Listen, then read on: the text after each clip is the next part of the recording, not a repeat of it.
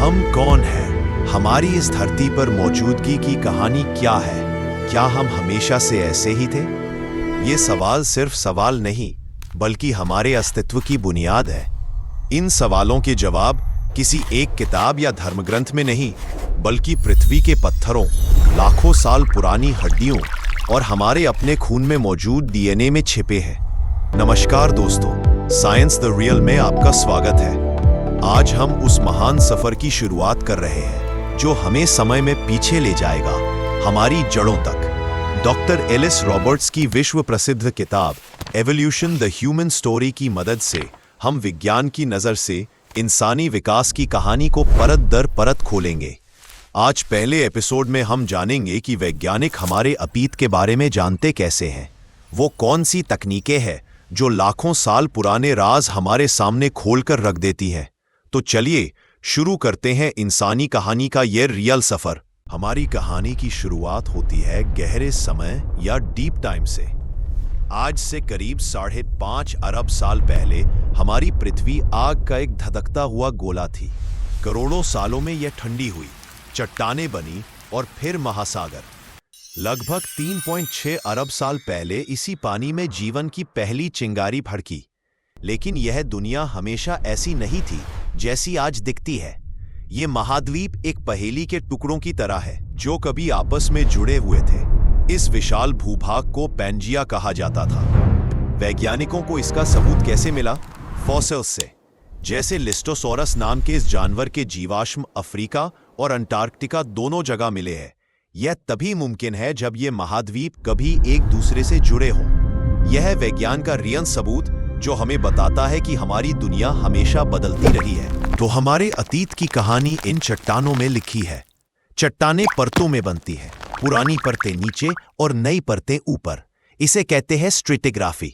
19वीं सदी के जियोलॉजिस्ट विलियम स्मिथ ने पाया कि हर परत में खास तरह के जीवाश्म मिलते हैं। इन्हें इंडेक्स फॉसिल कहते हैं। ये हमें बताते हैं कि दुनिया के किसी भी कोने में अगर एक जैसी परत में एक जैसा फॉसिल मिले तो वो दोनों परतें एक ही समय की है। लेकिन इनकी सटीक उम्र कैसे पता चलती है? इसका जवाब है रेडियोमेट्रिक डेटिंग। ज्वालामुखी की राख जैसी चट्टानों में यूरेनियम जैसे रेडियो एक्टिव तत्व होते हैं जो एक तय रफ्तार से खत्म होकर दूसरे तत्व में बदलते हैं। यह एक प्राकृतिक एटॉमिक घड़ी की तरह है। इनकी मात्रा को मापकर वैज्ञानिक करोड़ों साल पुरानी चट्टानों की भी सटीक उम्र बता सकते हैं। साइंस द रियल आपको यही विज्ञान समझा रहा है। फॉसिल सिर्फ हड्डियां नहीं होते, कभी कभी हमें प्राचीन व्यवहार के सबूत भी मिलते हैं, जैसे केन्या में मिले ये 15 लाख साल पुराने इंसानी पदचिन्ह। इन्हें ट्रेस फॉसिल कहते हैं। फॉसिल बनना कोई आम बात नहीं है। करोड़ों जीवों में से कोई एक ही फॉसिल बन पाता है। इसके लिए सही परिस्थितियों का होना बहुत जरूरी है। एक जीव के मरने के बाद उसे तुरंत मिट्टी या कीचड़ में दबना होता है जहां ऑक्सीजन ना हो। इससे उसका शरीर सड़ने या दूसरे जानवरों का भोजन बनने से बच जाता है।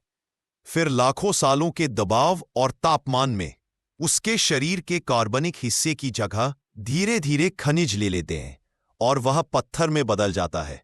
लेकिन कभी कभी प्रकृति हमें हैरान कर देती है। जैसे आल्प्स के पहाड़ों में बर्फ में जमा हुआ यह 5300 साल पुराना इंसान उत्सी, या फिर उत्तरी यूरोप के दलदलों में मिली ये बॉग बॉडीज। इनकी त्वचा और बाल तक सुरक्षित है, जिनसे हमें उनके जीवन के बारे में अद्भुत जानकारी मिलती है। फॉसिल अक्सर टूटे फूटे और बिखरे हुए मिलते हैं। इन्हें जोड़कर एक पूरा ढांचा तैयार करना एक बेहद मुश्किल काम है जो सालों की मेहनत मांगता है। आज 3D स्कैनिंग और कंप्यूटर मॉडलिंग से यह काम आसान हो गया है। वैज्ञानिक टूटी हुई हड्डियों को वर्चुअली जोड़ सकते हैं और खाली जगहों को भर सकते हैं। लेकिन असली चुनौती कंकाल पर चेहरा बनाने की होती है। यहाँ विज्ञान और कला का संगम होता है। फोरेंसिक साइंस की मदद से पैलियो आर्टिस्ट खोपड़ी पर एक एक करके मांसपेशियों की परतें मिट्टी से चढ़ाते हैं। खोपड़ी पर बने निशान बताते हैं कि कौन सी मांसपेशी कितनी मजबूत थी। नाक का आकार, होठों की मोटाई, ये सब कुछ वैज्ञानिक डेटा पर आधारित होता है। आंखों का रंग या बाल जैसी चीजें कल्पना होती है, लेकिन नतीजा इतना रियल होता है कि लगता है जैसे हम अपने किसी पूर्वज से आमने सामने मिल रहे हो। तो दोस्तों, आज हमने हमारे अतीत की खोज का विज्ञान समझा। हमने जाना कि कैसे चट्टानें, हड्डियां और आधुनिक तकनीक हमें लाखों साल पीछे देखने की शक्ति दे दी है। यह है साइंस द रियल का वादा, आपको विज्ञान के पीछे का सच दिखाने का। लेकिन यह तो सिर्फ तैयारी थी, असली कहानी अब शुरू होगी। अगले एपिसोड में हम मिलेंगे हमारे सबसे करीबी जीवित रिश्तेदारों से, प्राइमेट्स से। हम जानेंगे कि बंदर, लंगूर और महान वानर हमारे परिवार के विशाल पेड़ की कौन सी शाखा पर बैठे हैं और हम उनसे कितने अलग और कितने एक जैसे हैं। ये अद्भुत सफर जारी रखने के लिए साइंस द रियल को सब्सक्राइब करना ना भूलें। अगर आपको ये वीडियो पसंद आया तो इसे लाइक और अपने दोस्तों के साथ शेयर करें। मिलते हैं अगले एपिसोड में इंसानी कहानी के एक और रियल अध्याय के साथ। धन्यवाद। नमस्कार दोस्तों, साइंस द रियल में आपका एक बार फिर स्वागत है। पिछले एपिसोड में हमने यह समझा कि वैज्ञानिक कैसे टूटी फूटी हड्डियों और लाखों साल पुरानी चट्टानों से हमारे अतीत की कहानी को जोड़ते हैं। लेकिन अब सवाल यह है कि हमारी कहानी की शुरुआत कहां से होती है? हम इंसानों का विशाल जीव जगत में क्या स्थान है? जवाब पाने के लिए हमें अपने परिवार से मिलना होगा, हमारे सबसे करीबी रिश्तेदारों से, प्राइमेट्स से। आज हम जानेंगे कि हम वानरों की कौन सी शाखा है और हमारे और उनके बीच क्या समानताएं और क्या अंतर है। हमारी कहानी को समझने के लिए सबसे पहले इवोल्यूशन यानी विकासवाद को समझना जरूरी है। 1849 में चार्ल्स डार्विन ने दुनिया को बताया कि सभी जीव एक दूसरे से जुड़े हुए हैं, एक विशाल जीवन के वृक्ष, ट्री ऑफ लाइफ की शाखाओं की तरह। उनका सिद्धांत था प्राकृतिक चयन यानी नेचुरल सिलेक्शन। इसका मतलब है कि किसी भी जीव समूह में जो सदस्य अपने माहौल में बेहतर तरीके से ढल जाते हैं, उनके जिंदा रहने और अपनी अगली पीढ़ी पैदा करने की संभावना बढ़ जाती है। धीरे धीरे यही बदलाव एक नई प्रजाति को जन्म देते हैं। जैसे चिंपैंजी का हाथ और डॉल्फिन का फ्लिपर बाहर से बहुत अलग दिखते हैं, लेकिन अंदर हड्डियों की बनावट एक जैसी है।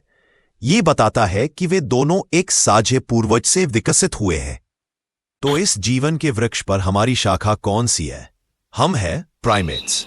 प्राइमेट्स की कुछ खास पहचान होती हैं।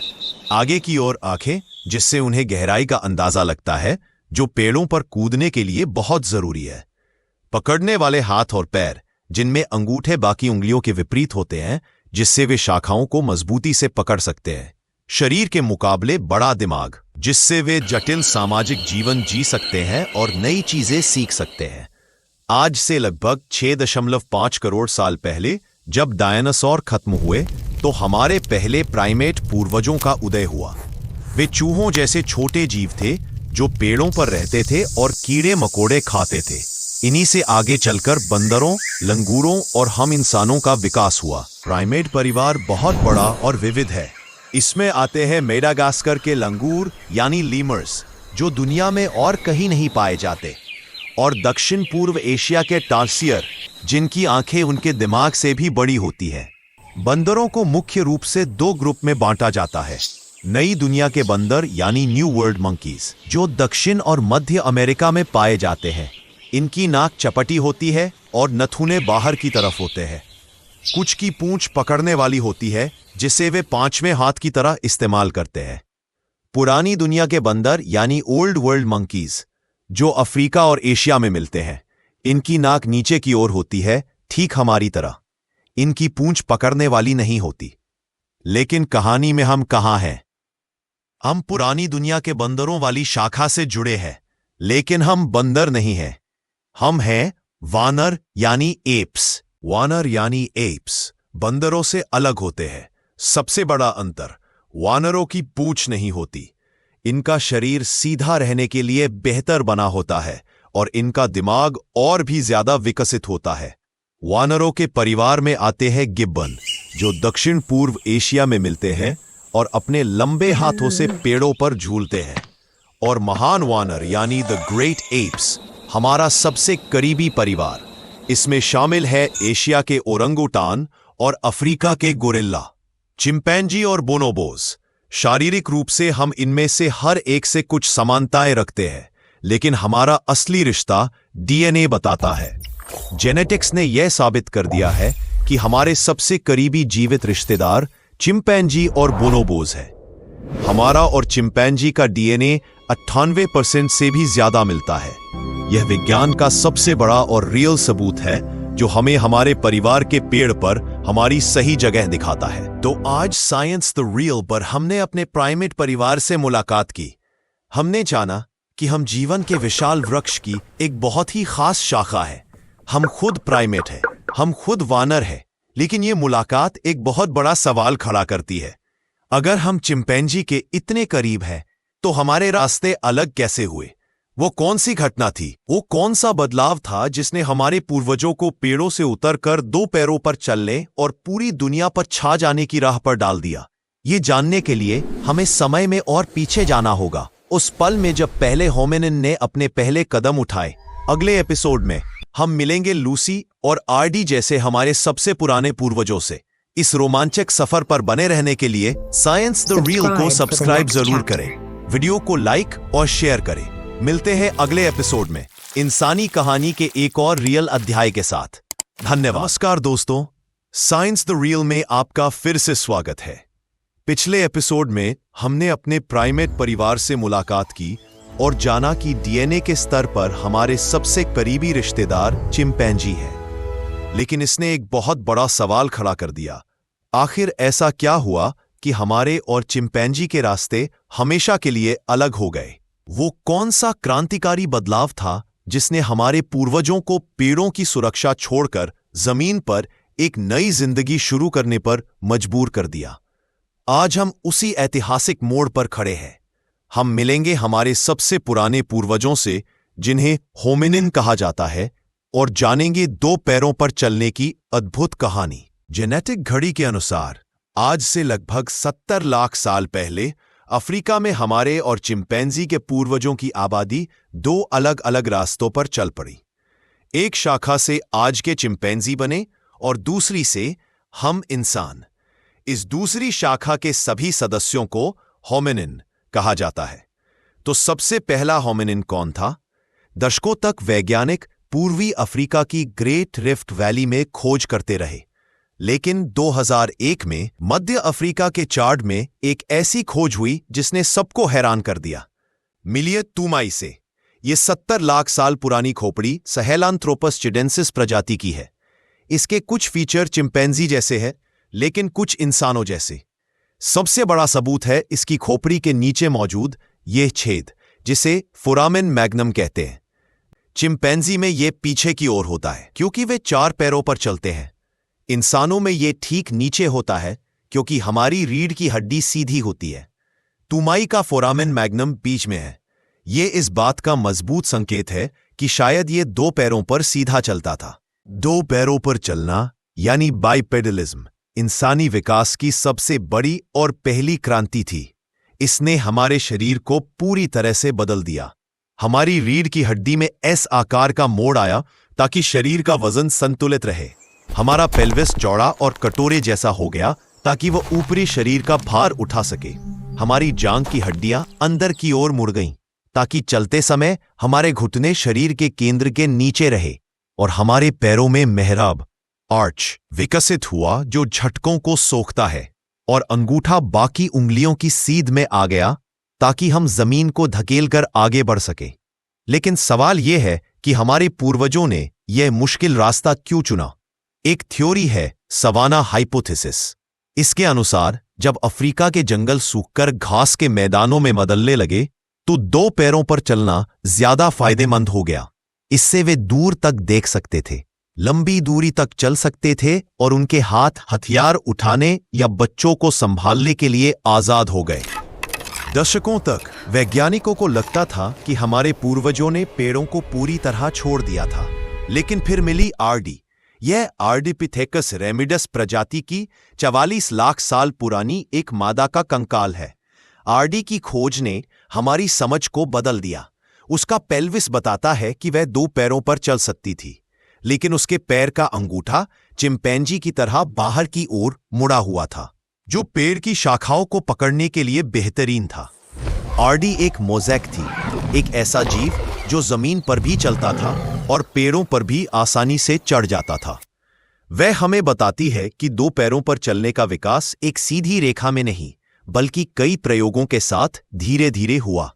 साइंस द रियल आपको बताता है कि विज्ञान में पुरानी धारणाएं नई खोजों से कैसे बदलती है। आरडी के बाद मंच पर आए ऑस्ट्रेलोपिथेकस। इनमें सबसे प्रसिद्ध है लूसी, जो 32 लाख साल पहले जीती थी। लूसी का कंकाल हमें बताता है कि उसकी प्रजाति पूरी तरह से 2 पैरों पर चलने के लिए अनुकूल हो चुकी थी। लेकिन इसका सबसे बड़ा और अमर सबूत मिला तंजानिया के लातोली में। आज से 36 लाख साल पहले एक ज्वालामुखी फटा और जमीन पर राख की एक नरम परत बिछ गई। बारिश ने इस राख को गीला कर दिया। तभी हमारे 3 पूर्वज, शायद एक नर, एक मादा और एक बच्चा, उस गीली राख पर चले। उनके बाद सूरज निकला और उसने उनके पैरों के निशान को पत्थर में हमेशा। उनके बाद सूरज निकला और उसने उनके पैरों के निशान को पत्थर में हमेशा के लिए अमर कर दिया। यह है लातोली के पद चिन्ह। ये इंसानी विकास के इतिहास के सबसे महत्वपूर्ण सबूतों में से एक है। ये हमें बताते हैं कि 36 लाख साल पहले ही हमारे पूर्वज ठीक हमारी तरह चलते थे। एड़ी पहले, फिर पैर का बाहरी हिस्सा और आखिर में अंगूठे से जमीन को धकेलते हुए।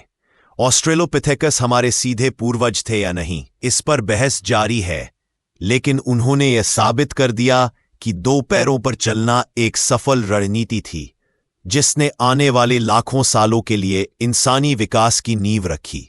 इंसानी विकास की कहानी एक सीधी रेखा नहीं है, बल्कि एक घनी झाड़ी की तरह है, जिसमें कई शाखाएं एक साथ मौजूद थीं और एक दूसरे से मुकाबला कर रही थीं। लूसी की प्रजाति अफरेंसिस के अलावा दक्षिण अफ्रीका में ऑस्ट्रेलोपिथेकस अफ्रीकैनस भी रहते थे, जिनकी खोज ताउंग चाइल्ड नाम के इस बच्चे की खोपड़ी से हुई थी। एक और दिलचस्प प्रजाति थी ऑस्ट्रेलोपिथेकस दारही, जिसके पास जानवरों की हड्डियों पर पत्थर के औजारों से काटने के निशान मिले हैं। क्या यही वो पहले थे जिन्होंने औजारों का इस्तेमाल शुरू किया? और फिर थे पैरेंथ्रोपस, एक मजबूत विशाल जबड़ों वाली प्रजाति। इनके बड़े बड़े दांत और मजबूत खोपड़ी बताती है कि वे कठोर भोजन जैसे बीज और जड़ें खाने के लिए बने थे। वे हमारे विकास की एक अलग असफल शाखा थे। तो आज साइंस द रियल पर हमने इंसानी कहानी के सबसे बड़े मोड़ को देखा, 2 पैरों पर चलने की क्रांति। हमने अपने सबसे पुराने पूर्वजों से मुलाकात की और जाना कि कैसे उन्होंने पेड़ों से उतरकर एक नई दुनिया में कदम रखा। लेकिन यह तो बस शुरुआत थी। एक तरफ पैरांथ्रोपस अपने मजबूत जबड़ों पर भरोसा कर रहे थे, तो वहीं हमारे पूर्वजों ने एक अलग रास्ता चुना, दिमाग का रास्ता। उन्होंने औजार बनाना शुरू किया, जिसने हमेशा के लिए दुनिया को बदल दिया। हम मिलेंगे हमारे अपने जीन्स के पहले सदस्य से, होमो हैबिलिस, यानी औजार बनाने वाले इंसान से। हम जानेंगे कि कैसे एक बड़े दिमाग और पत्थर के औजारों ने हमारे भविष्य की नींव रखी। इस अविश्वसनीय यात्रा पर बने रहने के लिए साइंस द रियल को सब्सक्राइब करना ना भूलें। अगर आपको यह वीडियो पसंद आया हो तो इसे लाइक और शेयर करें।